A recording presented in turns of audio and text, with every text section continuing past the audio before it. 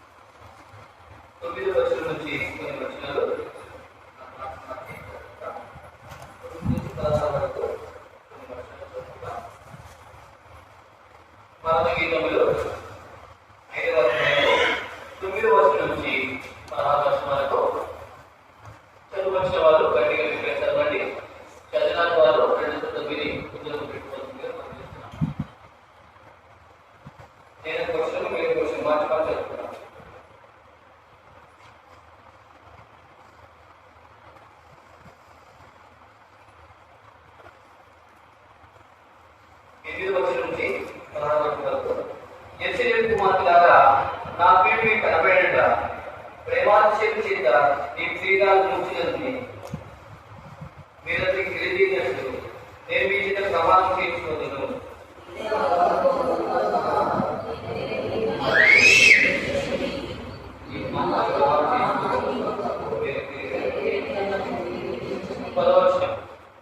నా ప్రియుడు డౌలవరుడు రక్తవరుడు 10,000 మంది పురుషులలో అతని గుర్తింపవచ్చును.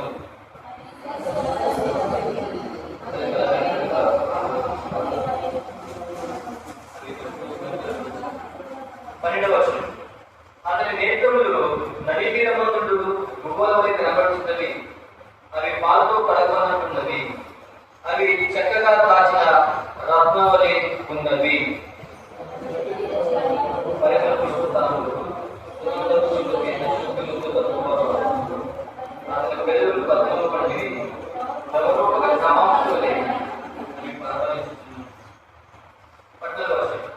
అతని కరములు తర్శీషు రక్తపుష్టమైన స్వర్ణభూములవలె ఉన్నవి.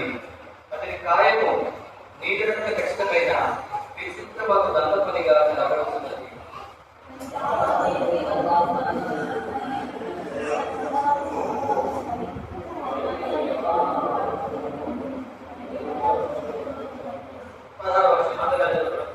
అతని నోరు అతిమందము, అతడు అతికాంక్షణీయుడు.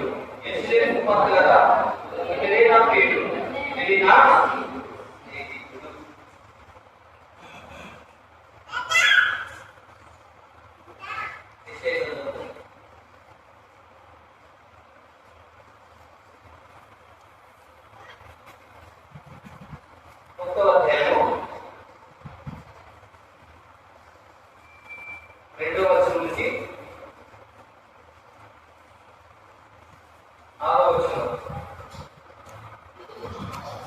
అందరూ కలిసి యెహోవా మాట్లాడుతున్నాడు, ఆకాశమా ఊహించుము, భూమి చెవియొక్కుము, నేను క్రియలు పెంచి గొప్పవారిగా చేసింది వారు నా మీద తిరగబడి ఉన్నారు. ఎద్దు తన కామము వెలుగును, గాడిద సొంతమైన దుర్గరిస్తును. ఇశ్రాయేలు తెలియలేదు, నా జనులు యోచింపరు. పాపిష్టి జనమా, దోషగతిన ప్రజలారా, దుష్ట సంతానమా, చెరుకు చేయి పిల్లలారా, మీకు శ్రమ.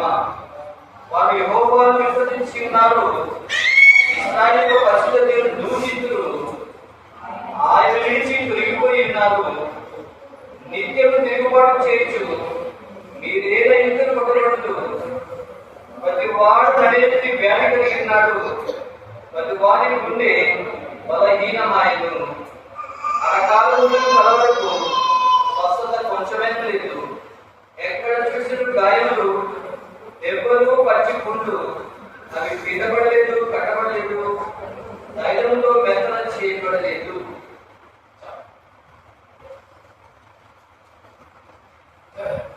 పరమగీతము అనగా పరలోక సంబంధించిన గీతము. పరము అనగా పరలోకానికి సంబంధించినటువంటి గీతం. పరమ గీతం అంటే పరలోకానికి సంబంధించిన గీతము. అంటే ఈ గీతం ఎక్కడ ఉండవచ్చింది? పరలోకంలో ఉండవలసినటువంటి గీతము. మరి ఎందుకు దేవుడు మనకు ఈ గీతాన్ని ఇచ్చాడు అనేది మొట్టమొదటి ప్రశ్న.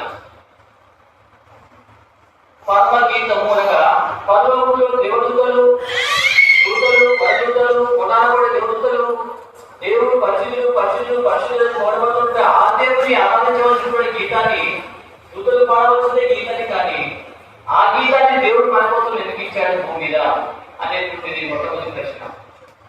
కాబట్టి పరమ గీతము అనగా పరలోక సంబంధమైనటువంటి గీతము. ఆ గీతాన్ని నీకు నాకు ఇచ్చాడు. దానికి దేవుడు ఏం చేయాలి? ఆరాధించబద్ధమై ఉన్నాము. మొట్టమొదటిగా దేవ పరలోకంలో ఉన్నటువంటి గీతాన్ని భూమిని నాటకం ఉంచినందుకు వందనాలని చెప్పడానికి ఎంతో దుర్బోధపడతా ఉంది. అంత మాత్రమే కూడా ఈ పాపి చేయబడిన మనిషి కోసము, పాపిగా చేయబడిన ఆ దేవుడు నీ కోసం నా కోసము తన ప్రాణాన్ని దానికి అర్పించాడు, తన రక్తమంతా కాస్తూ వచ్చాడు. మిట్ట మధ్యాహ్నం ఎల్లడేలో ఏదో నమా నమస్కారానికి వచ్చాడు. అంత మాత్రం కాకుండా నేను దగ్గరున్నాను అని చెప్తూ వచ్చాడు. తండ్రి మీరు ఏం చేస్తున్నా మీరు ఎదురైనది కాదు క్షమించమని చెప్తూ వచ్చాడు. ఆయన 6 గంటలు ఎల్లడేలో వేలాడుతూ వచ్చాడు. నీ కోసం, నా కోసం, నీ పాపం కోసం, నా పాపం కోసం, సర్వోగములందరి పాప భయాల కోసం ఆ దేవుడే ఈ భూమికి వచ్చి సమస్తాన్ని దారిపోసి ఆయన నీ కోసం, నా కోసం పరలోకంలో ఉన్నటువంటి ఆ గీతాన్ని, పరలోకంలో దూతలు పాడవలసిన ఆ గీతాన్ని నేను నాటక పాడాలి. దేవుడు ఈ గీతాన్ని నీకు నాకు పరిశుద్ధాత్మ దేవుడు తన దాసుల స్వరూపం ద్వారా ఆయన పరిగణిస్తూ వచ్చాడు, లేక వెదలుతూ వచ్చాడు, లేక తన యొక్క వాక్కును తన గ్రంథంలో లిఖించబడుతూ వచ్చింది. నాటకీ అంటే దూతలు కొట్టారబడి దూతలు దేవుడు నిత్యం ఆరాధిస్తూ ఉన్నారు. కానీ వార్త ముందు ఆరాధించడానికి దేవుడు పరలోకంలో ఆ గీతాన్ని నీ కోసం, నా కోసం భూమి మీద తీసుకొస్తూ వచ్చాడు. అంతమాత్రమే కాకుండా నీ మాతృభాషలో అనగా నీ మాతృభాషలో నీకు ఏం చేశాడు? అందుబాటులో తీసుకొచ్చాడు. కానీ ఆ గీతాన్ని నువ్వు ఏం చేస్తున్నావు?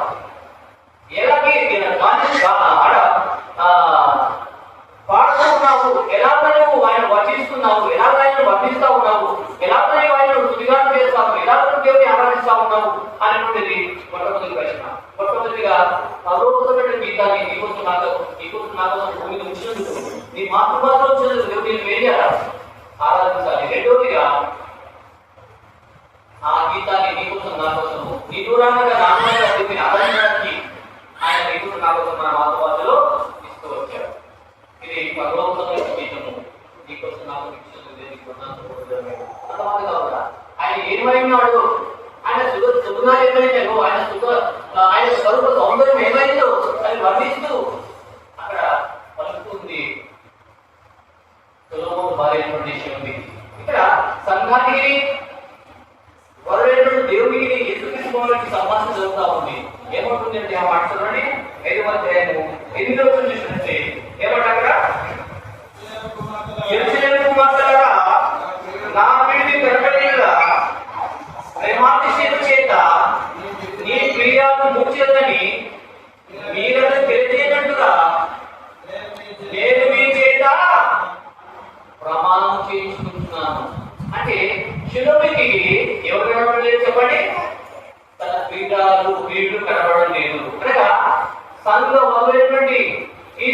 దానికి వరుడైనటువంటి యేసుక్రీస్తు వారు కనబడడం లేదు.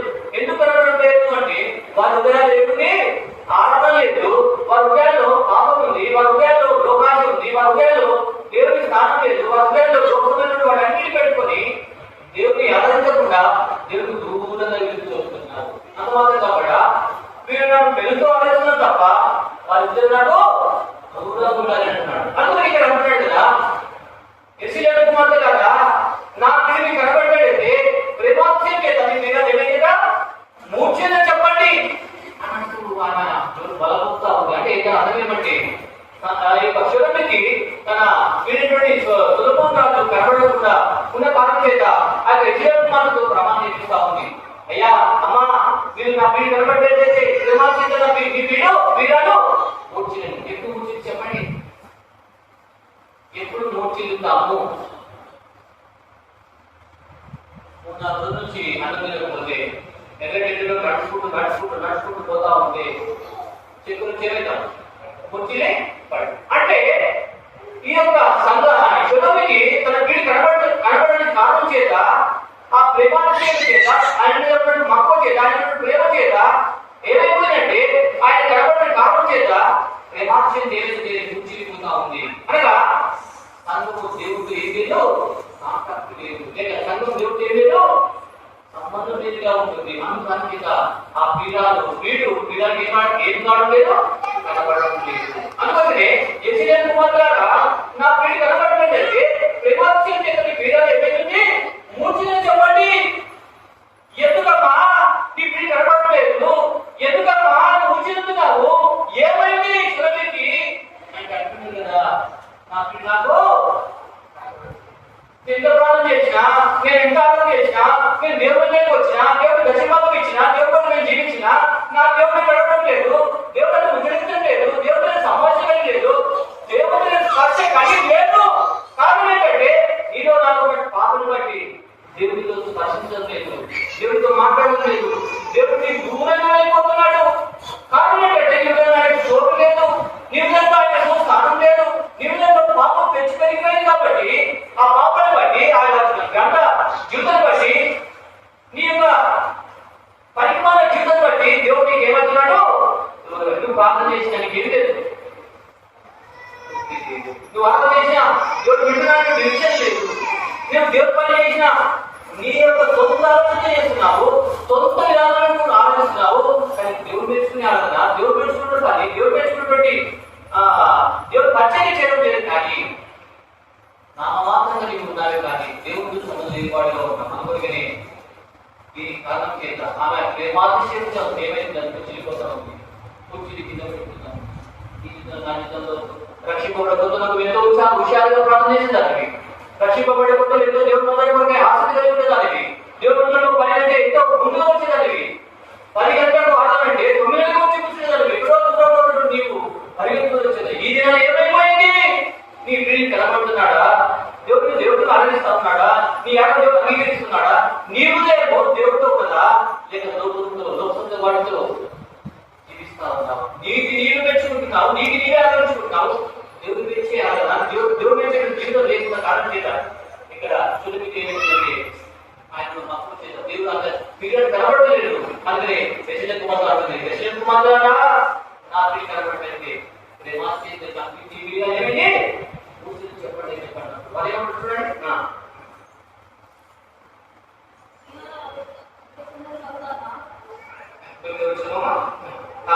స్త్రీలలో అధికస్తుండడు కదా వేరే కన్నా నీ పిరి విశేషమేమి, నీవు మా చేత ప్రమాణం చేయించుకున్నకు వేరే కన్నా నీ పిరి విశేషమేమి.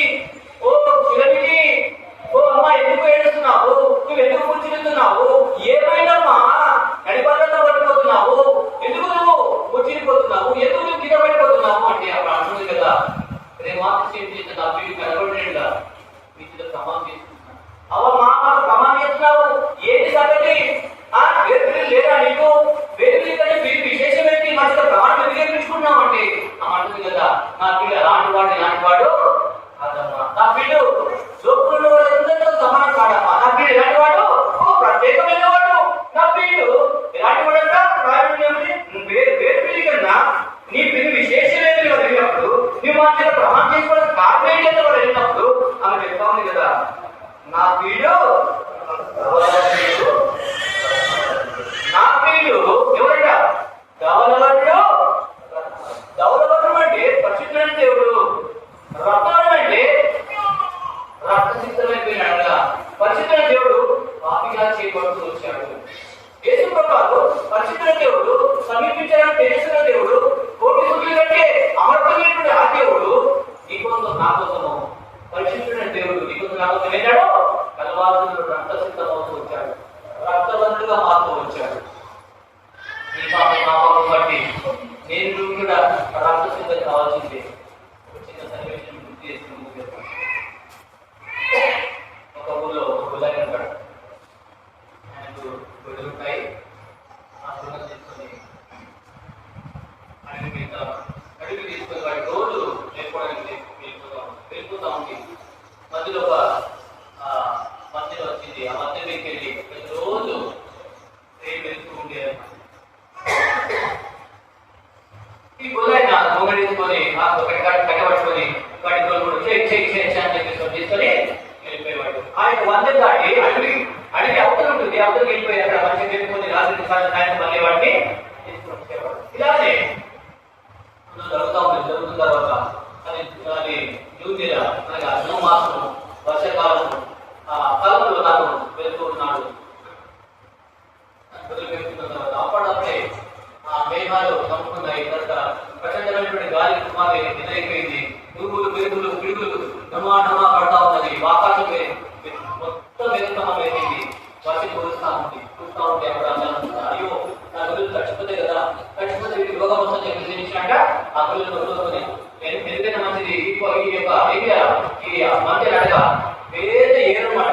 మధ్యలో ఏ పేరు దాని మీద మధ్య ఉంది. మధ్య మీకు ఏముంది ప్రతి రోజు పోయి రేదంతా ఉంది.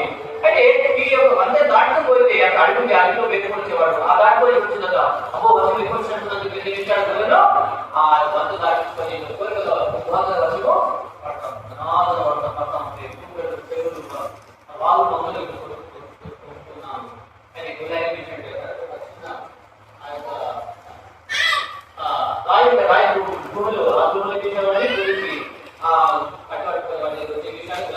అట్లే చూస్తా ఉన్నాడు. ఇప్పటికే ఏమైపోయింది వర్షం పెద్దగా వచ్చేసింది. తుఫాను వర్షం పడతా ఉంది చూస్తాను. పెరుగులు దూరంగా వర్షం పడతా ఉంటే ఆయన భోజనంతా పెట్టుకొని పొంగలి తీసుకొని చూస్తూ ఏమైపోయింది మహాపెద్ద వర్షం పడి కుంటలు పెరుగు బాగా నిండిపోయి పెద్ద వేడిగా పడిపోయి ఏమైంది పేద గుడ్డేరు మీదికి వస్తా ఉంది. అయితే 2 గంటలకు వెళ్ళినప్పుడు ఆ పెరుగుతుంది అప్పుడే ఆ పైకి వర్షం పడి పేరు వర్షం పడి కుంటలు పెరుగు బాగా అయిపోయి పేద గుడ్డేరు మీదికి వచ్చేస్తాం. వచ్చేస్తాం వర్షం వచ్చి రాళ్ళు రప్పలు కుప్పలు కట్టెలు మొత్తం వచ్చి మధ్యలో ఒక్క తగ్గదని ఏదైనా తిరిగి పారిపోతా ఉంది. ఇదంతా కూడా ఎవరు చూస్తున్నారు చెప్పండి? ఈ పొలతో కూడా చూస్తా ఉన్నారు. అయ్యో ఈ యొక్క వద్దకి వెళ్ళిపోయింది, ఈ యొక్క వేడైపోయింది, పేరొచ్చి గడి వచ్చేసింది. ఇప్పటిప్పుడే వర్షం వచ్చి ఈ మీకే గుడ్డే వచ్చి ఈ యొక్క వద్దకి వెళ్ళిపోయి కదా. ఒకవేళ నేను వాళ్ళు ఏమైపోతారు ఈ ఏకబడి చచ్చిపోయేటట్టు కదా. ఏమి చేయను దేవుడా మీరు ఎంత కాపాడాలి అని చెప్పేసి మాట్లాడుతున్నాడు. గుండె వదిలిపెట్టాడు, గడ్డ వదిలిపెట్టాడు. ఆ ట్రైన్ చేతుల్లో పరిగెత్తుకుంటూ వెళ్తున్నాడు. అయ్యో ఆపండి ముంగట గుడ్డే వచ్చి మంటలు గురిపోయిందయ్యా, మీరందరూ చచ్చిపోతారు, ఆపండి అయ్యో అని చెప్పేసి గుళ్ళ పరిగెత్తుకుంటూ వస్తాను. అటువంటి ట్రైన్ వస్తా ఉంది. బుక్క పెట్టుకుంటూ వస్తా ఉంది. పగలడు ఎవరయ్యా పగలడు చెప్పేసి ఏం చేసినాడు? ఆదేశించుకుంటా వస్తున్నాడు. అయితే గుళ్ళకం ఏం చేసినాడు? అయ్యా ఆపండి ముంగట గుడ్డే వచ్చి ఈ యొక్క మంట కూలిపోయిందయ్యా, మీరు చచ్చిపోతారు, ఆపండి అని చెప్పేసి పరిగెత్తుకుంటూ పోతా పరిగెత్తుకుంటున్నాడు. దైవం దూరం అదే యోగా చూడు, అరే పగలడు అని చెప్పి రాకుండా ఏం చేస్తున్నాడు? ఆపండి అయ్యా ఆపండి అని చెప్పేసి ఎంతో కాకపోతే ఏదో కిషోర్ పెరుగుంటాడు కదా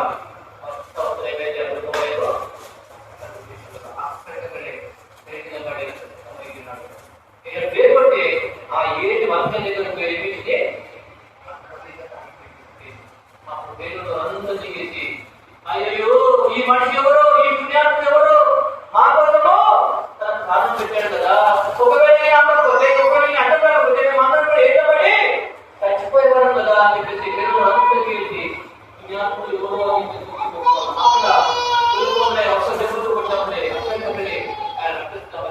ఆ యొక్క రక్తం ఏమైనాడో ఇక్కడ కొట్టుకుంటా ఉంటే అందరూ చూపించారు. అయ్యో ఈ పుణ్యాత్ముడు అదే రీతిగా పరమ పావనం దేవుడు, లోకాన్ని సృష్టించడం దేవుడు, ఆ దేవుడు సృష్టించడం దేవుడు నీ కోసం నా కోసం తమ లోపల అందరి కోసం నీ కోసం నా కోసం కలవరలో రక్తసిద్ధమవుతూ వచ్చాడు. పరిస్థితిని డౌన్ దేవుడు రక్తంలో వరకు వచ్చాడు. ఎప్పుడైతే పేదలు అందరి కోసం ప్రాణపెట్టుకుని గులకమే వలె తమ లోపల అందరి కోసం ఎదుర్కోవాలి నీ కోసం నా కోసం కలవరలో బిడ్డ మధ్యాహ్నం కూడా 6 గంటలు వేలానికి వచ్చాడు. తండ్రి మీరు క్షమించబడుతూ వచ్చాడు. కాబట్టి ఆ దేవుడు నీ కోసం నా కోసం తన లోపల అందరి కోసం తన ప్రాణాన్ని అర్పించాడు. ఇప్పుడు గులకమైనట్టుగా పేదవాళ్ళని కాపాడొచ్చాడు. తన లోకమంతా కాపాడేయాలని మనకి యేసుప్రభువు తన ప్రాణాన్ని కాపాడాడు. ఇప్పుడు ఎవరి పుణ్యకారం యేసుప్రభువు చేసిన త్యాగం బట్టి నీకు ఒక మార్గం ఏర్పరచబడింది. అదే మోక్ష మార్గం, అదే వైకుంఠ మార్గం. నీవు చేయవలసింది ఏమంటే అయ్యో ఈ గులక పేరు ప్రాణపెట్టాడు అదేవిధంగా యేసుప్రభువు నీకు ప్రాణపెట్టి సమాధి చేయబడి తిరిగి 3 రోజులు తిరిగి వచ్చాడు. 11 రోజులు వచ్చాడు. ఆయన తిరిగి రాబోతున్నాడు. కాబట్టి ఎవరైనా ఇంకా రక్షణ లేకపోతున్నారు, ఎవరైనా ఇంకా మోక్షమా పొందలేకపోతున్నారు, ఈ ప్రభువు యేసుప్రభువు నీకోసమే నా కోసమే ఆయన రక్తసిద్ధమవుతూ వచ్చాడు. ఏ సంవత్సరాలైనా ఏ మతస్థులైనా ఏ జాతి అయినప్పటికీ ఏ కులాలు చేసినప్పటికీ ఏ ప్రకారం చేసినప్పటికీ నువ్వు చేయవలసింది ఏం లేదు. యేసుప్రభువు పాపిని జన్మ కర్మతో పాపాడుతుంటావు, నన్ను క్షమించి వేసేయ, నన్ను విడుదల చేసి వేసేయ. నువ్వు నా రోజుల్లో రక్తసిద్ధమై వచ్చావని నేను విజ్ఞానం చేసేయ. పేరు వారి కోసము ఆ గులకపేట చనిపోయాడు, మా కోసం నువ్వు చనిపోయిన విజ్ఞానం దేవా, నన్ను క్షమించి వేసేయ. తెలుసుకొని ఎదురు తప్పు చేసి అన్నది అని చెప్పేసి ఒక చిన్న ప్రార్థన ఇద్దరు చేసుకుంటే సూత్రులు మోక్షం నమ్మకం ఇస్తావు, నమ్మకం తెస్తుంది. కాబట్టి ప్రభుని విశ్వాసం అప్పుడు ఏం చేసి వారు అలా ఎదుర్కొన్న వారు నీ కోసం నా కోసం కలవడంలో రక్తసిద్ధమవుతూ వచ్చాడు. కవలబడిన దేవుడు రక్తవర్ణంలో మారుతూ వచ్చాడు. అన్నమాట కాక శిలువుకి అర్థం కదా కుమారుడు ఓమా ఎందుకు మాతో ప్రమాణం చేస్తున్నావు, వేరు విశేషం ఏమిటి చెప్పమ్మా అంటే అప్పుడు అర్థం కదా. నా వీడు కవలబడు రక్తవడు 10,000 మంది అంటే నేను గుర్తింపవచ్చును అన్నమాట కాకుండా ఇంకేమంటారు చూడండి.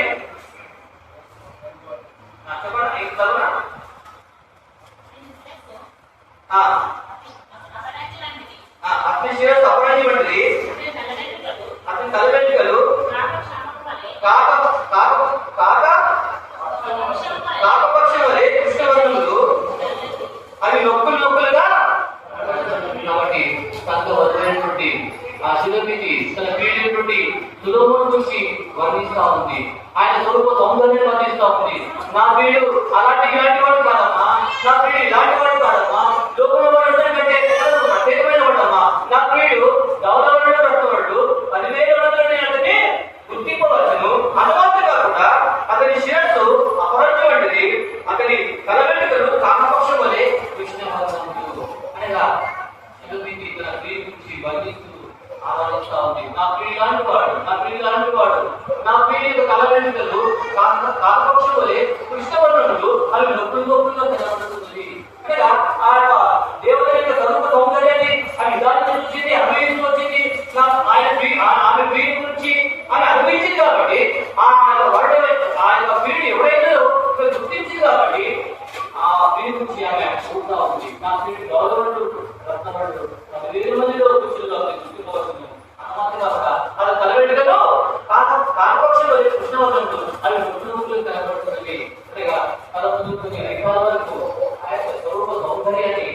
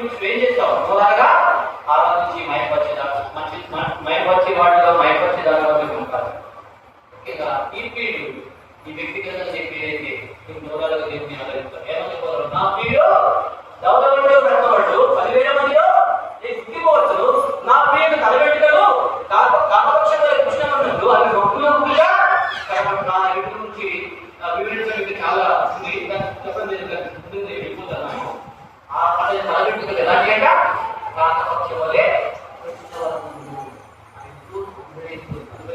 మన ప్రకటన చూసినట్లయితే ఆ సింహాసనాసీనుడు వారికి తలపై ఏమంటే శుద్ధ సోన వలె తెల్లటి ఇనుము వలె ఉన్నది ఆయన పెట్టారు కదా. అక్కడ ప్రకటన చూసినట్లయితే అతని దేశంలో ఎలా ఉంటే అగ్నిజ్వాలలే వెలుగుతుందని చెప్పి అతని యొక్క పాలకులు దీపోత్సవాన్ని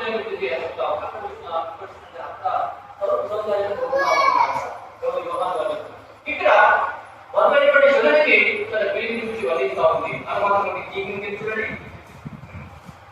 పరమగీతంలో 5వ అధ్యాయము 12వ వచనం.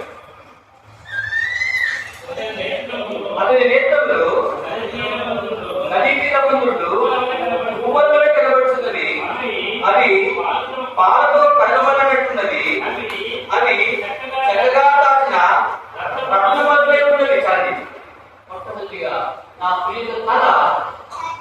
ప్రియుల తల వెంట్రుకలు కృష్ణవంతులే కాకపోతే కృష్ణవంతులు అది ఒకరు కనబడుతున్నది అని వర్ణిస్తూ ఆ దేవుని ఆరాధిస్తూ అతని దేశంలో నదీ తీరమందుడు భూగోళమై కనబడుతున్నది.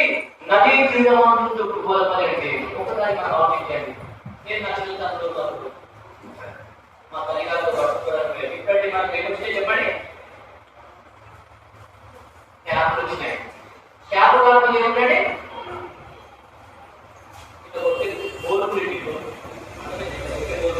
అవి రాకుండా ఏముందండి? పాయింటే ఇది తెలుసుకోవాలి. ఆ పాయింట్ ఏంటంటే చేతులు చూపుతూ ఉంటుంది. అక్కడ మా ఊరి సమీపంలో మా ఊరిని బట్ట మా అమ్మలు చేసిన ప్రయత్నించాలి పట్టు కానీ చెరువుగా చెరువు పోయి పట్టు పేరు ఎప్పుడు పోయినప్పుడు ఏ విషయం అంటే అక్కడ ఆడుకుంటా ఆడుకుంటా బట్టలు వేసేసి ఆనేసుకొని అవన్నీ ఎండు పెట్టుకొని మళ్ళీ పట్టు గుడ్డ కట్టుకొని అదే రాడా అంటే అప్పటిదాకా ప్రయత్నించేవాడు. అచ్చడు ఆడుకుంటానే ఉండేవాడు. ఎప్పుడైతే జగన్ బయటకు వచ్చేసి ఆ అమ్మ గుడ్డ కట్టుకొని ఇంటికి పోతా ఉంటే కొంచెం నది దాటి కొంచెం మీద అప్పుడు ఏమంటే 12 ఎక్కడ అప్పటికి ఉంచుకొని ఆడుకొని మళ్ళీ ఇంకోటి ఆ 12 అప్పుడు అప్పటిదాకా అక్కడ చెడు మీద ఉన్నంతసేపు మనకి ఏం కాదు దుబ్బగా. ఎప్పుడైతే చెడు దాటి కొంచెం దూరం మీద అప్పుడే తెలుగుగా ఆకర్షించే అమ్మ అమ్మ పోతే నాకు ఆలోచన చెప్పి తెలియదు అప్పటికి వెళ్ళిపోతుంది. కాలు బాగుంటే పైకి ఎండ పోతా ఉంది పోతా ఉంది ఆకలితో బాగా చేస్తాం. నా యొక్క ప్రియుల నా దేశంలో నదీ తీరమందు దుబ్బలే కనబడుతున్న దుబ్బలు అంటే ఎవరు ఇష్టపడేవారు ఉంటారా? పాపం ఇష్టపడేవారు ఉంటారా? ఏం చేస్తారు? పాపం ఎప్పుడు కనిపిస్తున్నారు? పాపం ఎప్పుడు పట్టుకుంటున్నా అని చెప్పి ఆలోచన అలానే దేవుడికి పోలండి. ఆయన ముఖకాలను చూస్తూ మనం ఏం చేయొచ్చు? ఆకలి తప్పు మర్చిపోయేవారు ఉంటాం. అందుకని నా ప్రియుల దేశంలో నదీ తీరమందు గోళమని కనబడుతుంది. వెంటగా ఆ గోళం చూస్తా ఉంటే ఎంత బాగుంది అబ్బా ఎంత బాగుంది అక్కడ చూసుకుంటూ అక్కడే ఉండిపోవడం అనిపిస్తుంది.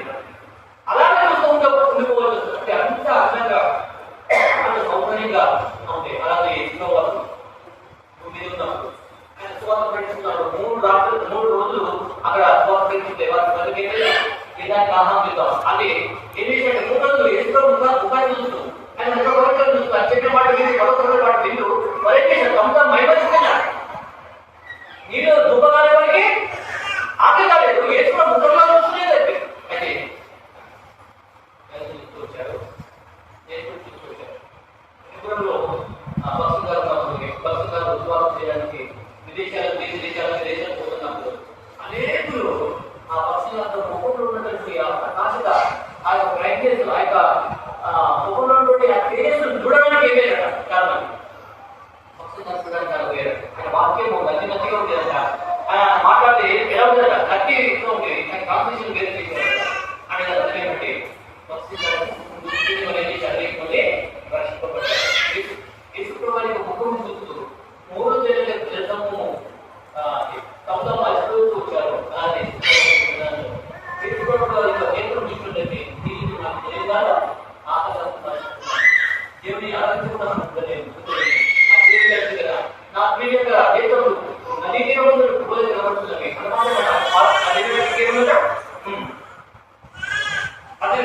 తీరమున గుబ్బలు కనబడుతున్నవి, అవి పాలతో కడగబడుతున్నవి, అవి చక్కగా దాచిన రత్నాలు ఉన్నవి.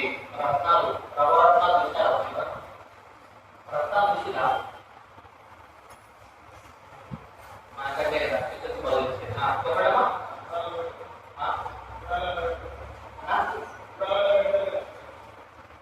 రత్నాలు మనకేం తెలుసు? బంగారు తెలుస్తుంది, ముత్యాలు తెలుస్తాయి మనకైతే. అంటే నాకు మీకు ఇంకా ఎక్కువ తెలుస్తుంది. ఇక్కడ నది తీరమందు గువ్వలు కనబడుతున్నవి, అవి పాలతో కనబడుతున్నవి, అవి ఏంటంటే రత్నముల చేత చెక్కబడుతున్నాయంట. అంటే అంత సౌందర్యంగా ఉన్న ఎవరి చేత నేత్రాలు అది చూస్తూ మనం ఏమైపోవచ్చు? అదేమి పోవచ్చు. మనకి అదే కనబడుతుంది. కనుగొంటే అలా ఏం చేస్తాం? కళ్ళు చెప్తే కాలంలో మనం ఏం చేస్తాం? మర్చిపోతాము. మనం దేవతలలోనే ఉంటాము, దేవతలలోనే పోయి ఉంటాము. కాబట్టి ఆ భయంలో దేవుడిని ఆనందించడానికి దేవుడి మనము సిద్ధపడుతాము. అందుకే సంఘవతండి శివుడిని ఆయన తన స్పీడ్ గురించి వర్ణించుకున్న నా స్పీడు డెవలప్మెంట్ అర్థపడ్డాడు. 10,000 మంది తెలుసుకోవాలి. అతని కలవేటలో కాకపక్షమైన దృశ్యం కనబడుతున్నవి, అతని నేతలు నది తీరం భూమి కనబడుతున్నవి, అవి పాలతో కనబడుతున్నవి, అవి చెక్కిన రత్నాలు ఉన్నవి. అందులో ఇంకేమంటున్నాడు? అవి చెక్కిలు పరిమళ పుష్పదానములు సుగంధ పుష్పముల చేత శోభిలు ఉన్నత భూభాగములు, అతని పెదవులు పద్మముల వంటివి, స్వరూపక జటామాంసవలే అవి పరిమళించును. కనండి, మొట్టమొదటి కాలం గురించి వర్ణిస్తూ వచ్చింది, రెండవది తన కాలం గురించి వర్ణిస్తా ఉంది. ఇక్కడ చెక్కీలు అంటే ఈ చెంపల గురించి ఏం చేస్తుంది? వర్ణిస్తా ఉంది. అనగా తన పీడు అయినటువంటి యేసు ప్రభువుని అనగా అతని స్వరూప సౌందర్యాన్ని వర్ణిస్తూ దేవుడిని ఆరాధిస్తా ఉంది. అతని యొక్క ఏతల గురించి వర్ణిస్తా ఉంది, తన తల గురించి వర్ణిస్తా ఉంది, తన చెక్కిలి గురించి వర్ణిస్తా ఉంది, తన కాయక ఏతల గురించి వర్ణిస్తా ఉంది, తన కడుపు గురించి వర్ణిస్తా ఉంది, నడుము గురించి వర్ణిస్తా ఉంది, కాళ్ళ గురించి వర్ణిస్తా ఉంది, ఉదరం గురించి వర్ణిస్తా ఉంది. ఆయన స్వరూప సౌందర్యాన్ని చూస్తూ ఆయన అనుభవిస్తూ ఆయన ఆరాధిస్తూ ఉంది ఇక్కడ చూపింది. అయితే ఈ పీడ అంటే నువ్వు ఆయన స్వరూప సౌందర్యాన్ని వర్ణించగలవా? ఆయన స్వరూప సౌందర్యం వర్ణిస్తూ దేవుని ఆరాధించగలవా అనేటువంటిది మూడవ ప్రశ్నగా ఉంటుంది. కాబట్టి ఈ పీడు నీ పీడ ఏంట అనేది రెండవదిగా. మూడవదిగా నువ్వు నీ పీడ ఏంటంటే ఈ పీడిని వర్ణించగలవా? ఆయన స్వరూప సౌందర్యాన్ని నువ్వు నిదానం చూసి ఆయనను ఆరాధించగలవా? కూడా ఆరాధిస్తూ ఆయన అనుభవించకుండా ఆరాధిస్తూ అనుభవే జీవితంలో ఉండి ఎంతకాలం నీ జీవితంలో ఆరాధించబడిగా ఉన్నావు. కానీ నువ్వు అందులో అనుభవించి ఆరాధన చేసినట్లయితే దేవుడు సంతోషించేవాడు. అనుభవించిన ఏముంది? నా పీడు డెవలప్మెంట్ రాస్తున్నాడు. తీసుకోవచ్చు అనేక కలవెంటులు కాకపోతే కృష్ణవనంటూ అవి ఒకరు కనబడుతున్నవి. మూడవదిగా ఆయన నేత్రమున నీత్రములు కనబడుతున్నవి, అవి పాలతో కడగబడుతున్నవి, అవి రత్నంతో చెక్కబడినటువంటి వారిగా ఉంటుంది. అతని చెక్కిలు ఎలాంటి అంటే పరిమళ పుష్పస్థానంలో అనేక పరిమళం అంటే ఇప్పుడు అర్థవాసం ఉందంటే మనం అంటే అర్థ తెలుగుకుంటాం అనుకోండి. అయితే ముస్లిమ్స్ పెట్టుకుంటే అది ఆ పోయిన అందరికీ ఏముండదు, వాసన వెళ్తారు. అది యేసుప్రభువు యొక్క సన్నిధానంలో ఉన్నప్పుడు ఆయన ఆ చెక్కిలు ఎలాంటి అంటే చూడండి అన్నమాట.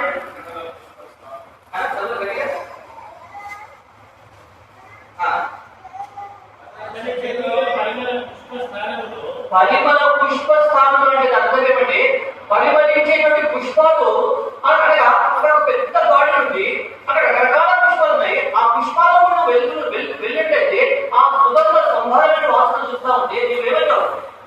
అనుమానం అయిపోతావు, కూర్చిపోతావు, ఆ వాసనకు మైమర్చిపోతావు. అంటే యేసు ప్రభు యొక్క చెక్కిలు అలాంటివి అవి ఎప్పుడైనా చూసినావా? అవి ఎప్పుడైనా అనుభవించావా? అది ముద్రించావా? ఆయన నువ్వు కలిసి జీవించావా? అయితే నువ్వు ఏం చేస్తావు? దేవుడిని ఆరాధిస్తావు. ఆయన యొక్క శక్తిని బట్టి, ధనం బట్టి, అతని వేదన బట్టి నువ్వు దేవుడిని ఆరాధించకుండా నీకు ఉండలేవు. అందుకే మీరు ఏమంటారు? అతని చెక్కిలు పరిమళ పుష్పస్థానములు సుగంధ పుష్పముల చేత శోభిల్లు ఉన్నత భూభాగములు అంటే సుగంధ పుష్పముల చేత. సుగంధం అంటే మనకు ఒక అర్థం చూస్తున్నాం. కానీ సుగంధం అంటే రకరకాలైనటువంటి రకరకాల సుగంధాలు. అది సుగంధం అంటే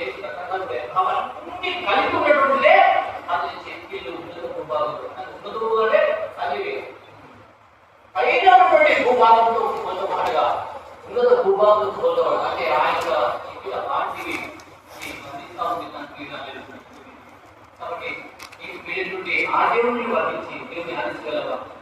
అక్కడ అమ్మా నా బిడ్డ లాంటి వాడు కాదమ్మా. ఓ అమ్మా నువ్వు ఎందుకు చెల్లుతున్నావు? ఓ చెల్లికి నువ్వు ఎందుకు బాధపడుతున్నావు? ఎందుకు చెల్లుతున్నావు అంటే అప్పుడు అంటే కదా నా బిడ్డ కనబడలేదయ్యా, నా బిడ్డ కనబడలేదు, నేను అక్కడ వేయాల్సిన నాకు ముసిరిపోతున్నాను. ఎందుకంటే నా బిడ్డ నాకు ఏమవుతలేడు, కనబడట్లేదు. అయితే ప్రమాణం చూపిస్తా ఉంది. నువ్వు మాకు ప్రమాణం కారణం ఏంటండి? అది నా బిడ్డ లాంటి వాడండి.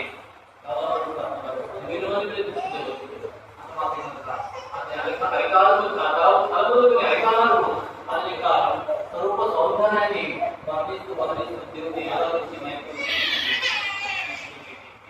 ఆరాధించబడిన దేవుడు నిజంగానే నీకు ఆయన వీడైనాడు అయి ఉంటే ఆయన ఆరాధించగలరు. ఏమని ఆరాధించగలరు? నా వీటి గౌరవాడు రక్తవాడు 10,000 మంది వాళ్ళని వెంటనే వెళ్ళేట కాకపక్షం కృష్ణపట్నం అదే నేతలు నది తీరంలో అనగా ఆయన నేతలు చూస్తా ఉంటాడు. ఏమవుతుంది లోపల ఏదాన్ని ఉంటాడు, నాకు బైక్ కావాలి, బండి కావాలి, లేకపోతే నాకు బిల్డింగ్ కావాలి, నాకు కారు కావాలి, నాకు ఉద్యోగం కావాలి, ఇవన్నీ ఏది కంటే ఏదండి కంటే అది నేతలు చూస్తా ఉంటే నీకేవాడు ఆకలి మర్చిపోతావు.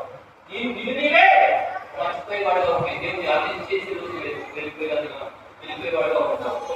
ఆ నేతలు ఆ ప్రభు కనువింపుని చూడకపోతే నీకు కనిపించేంత డబ్బులు, బైకులు, కాళ్ళు, వేళ్ళు, విద్యుత్, బంగారాలు, బట్టలు, గౌరవాలు, పేరు ప్రతిష్ట కోసం వెళ్ళిపోతున్నారు తప్ప దేవుడి కోసం, దేవుడి కోసం, దేవుడి పని కోసం, దేవుడు ముఖాన్ని చూసేవాడు వీటి కోసం ప్రార్థన వాడు అని చూడడం.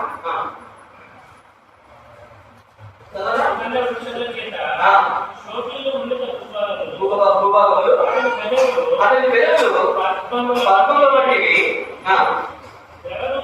ద్రవరూపగా జటామాంసముల వలె అవి పరిమళించును. ఏంటయ్యా పరిమళించేదంటే అతని పెదవులతో వచ్చినటువంటి మాటలు ఎంతో స్వీట్నెస్. అందుకే ఎంతో మాట్లాడుతూ ఉంటే ఆయన యొక్క డైరెక్ట్ మాటలు బట్టి, ఆయన మాటలు తీయని మాటలు బట్టి వారు సమతామేమైనా పంచుకుంటూ వచ్చారు. అదే నోట ఇలాంటి మాట ఎలా ఉంటుందని చెప్పి సాక్షిపడుతూ వచ్చారు. అందుకని అతని పెదవులు పద్మముల వంటి. పద్మములు అంటే ఒక పద్మమేనా? పద్మాలు ఎన్నో ఉన్నాయి. అవన్నీ కలిపి ఉన్నట్టయితే ఆయన పెదవులతో సమానంగా చెప్తా ఉంటుంది. అంటే ఆయన పెదవులతో వచ్చేటువంటి పరిమళ వాసన ఎంతో శ్రేష్టమైన వాసన. అందుకని అక్కడ పర్వగీతలో ఒక మాట చూడండి. 2వ అధ్యాయం 14వ వచనం గట్టిదం.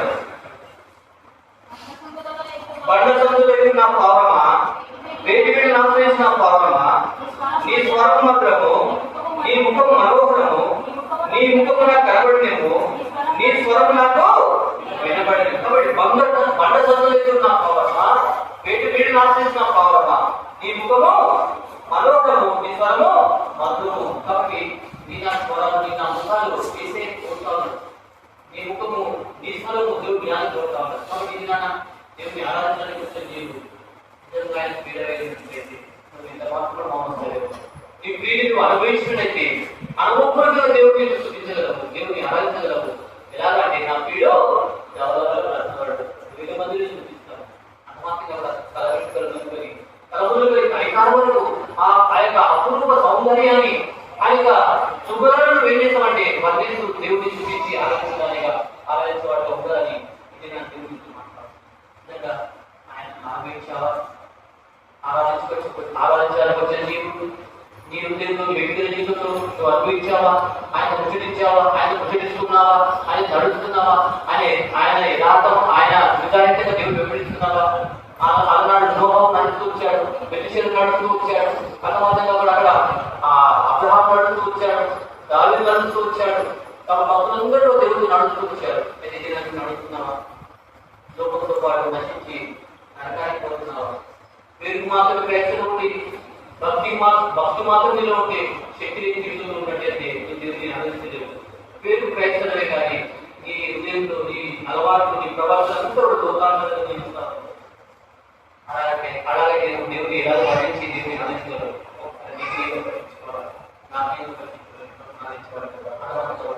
అక్కడ ఎలాంటి వాడట అతని చెట్లు, నేతలు, వెతుకలు, సహాయం చూడండి.